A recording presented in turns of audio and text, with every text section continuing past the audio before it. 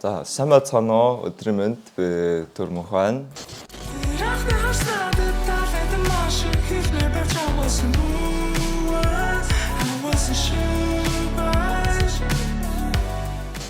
Тэгээд өнөөдөр та бүхэнд нэгэн мэдээлэл хүргэх гэсэн юм аа.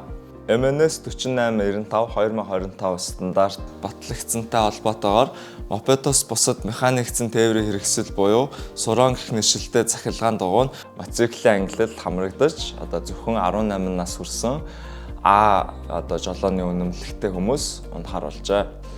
За тухайн тээврийн хэрэгсэл нь хоёр талтай тоором зуртлын гэрэл нь бүгд ажилладаг. Тэгээд улсын бүртгэлийн дугаартай тэгээд замын хөдөлгөөнд оролцохдоо та заавал хамгаалтын малгайтай байж оролцох болж байгаа юм байна. Энд иргэд залуучууд оюутнууд та бүхэн маань сураанаар замын хөдөлгөөнд оролцохдоо замын хөдөлгөөний дүрмийг баримталж өөрсдийн аюулгүй байдлыг үргэлж хангаж замын хөдөлгөөнд оролцохыг тээврийн прокурорын газраас болон миний бие уриалж байна.